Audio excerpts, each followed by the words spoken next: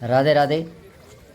आज हम आए हैं चित्तौड़ दुर्ग और इस चित्तौड़ दुर्ग में निर्मित सबसे प्राचीन महल का आज आपको दर्शन करवाएंगे, जिसकी स्थापना नींव आज से 5000 साल पहले महाभारत काल में रखी गई। और इसका पूरा इतिहास आपको बताएंगे और कब कब इसका पुनर्निर्माण हुआ वो भी आपको बताएंगे, और वर्तमान में क्या स्थिति है इसका दर्शन कराएंगे।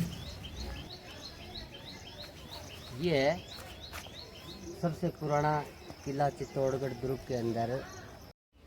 इसके मूल किले का निर्माण महाभारत काल में हुआ और चित्तौड़ नगर का महाभारत में भी उल्लेख है। और इस किले के सामने ये तालाब है जो चित्तौड़ दुर्ग का सबसे प्राचीन तालाब और सबसे बड़ा तालाब है। प्राचीन काल में सदियों तक चित्तौड़ नगर को पानी की व्यवस्था इसी तालाब से की जाती थी या होती थी। इस किले की कहानी यूँ है कि चित्तौड़ नगर राजस्थान का यानी भारत का ही प्राचीनतम नगर था और जिसका वर्णन महाभारत में है।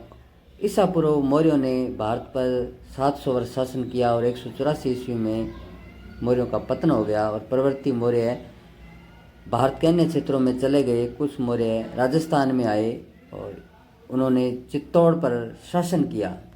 परवर्ती मौर्यों में 7वीं शताब्दी में एक शासक हुए चित्रांग मौर्य, जिन्होंने चित्तौड़गढ़ जीता और चित्तौड़गढ़ में इस महाभारत के किले का पुनर्निर्माण करवाया और अपने नाम से इसको चित्रकोट नाम दिया, जो कालांतर में अपभ्रंश होकर इसको चित्तौड़गढ़ नाम से जाना जाने लगा।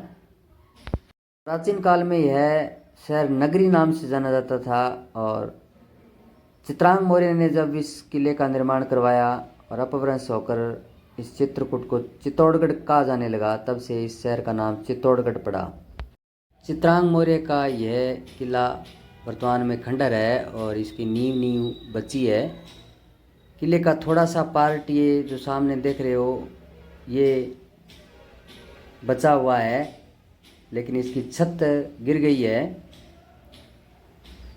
8वीं शताब्दी में बप्पा रावल ने मौर्य शासक मान मौर्य को हराकर चित्तौड़गढ़ दुर्ग पर अधिकार कर लिया और 734 ईस्वी में मेवाड़ में रावल वंश की नींव रखी। बप्पा रावल रावल वंश के संस्थापक है और इस दुर्ग पर अधिकार कर लिया। कालांतर में ये जो आप सामने दुर्ग का पार्ट देख रहे हो, इसको मेवाड़ के शासक उदय सिंह के सेनापति जयमल राठौड़ ने इसका पुनर्निर्माण करवाया और अपने नाम से इसको जयमल की हवेली नाम दिया। वर्तमान में इसकी छत गिर चुकी है और दीवारें शेष है। 1300 वर्ष पुराने इस किले का थोड़ा सा पार्ट बचा हुआ है और वर्तमान में यहाँ कंकाली माता का यहाँ धूना चल रहा है। लोग आते हैं यहाँ पर मत्था टेकने।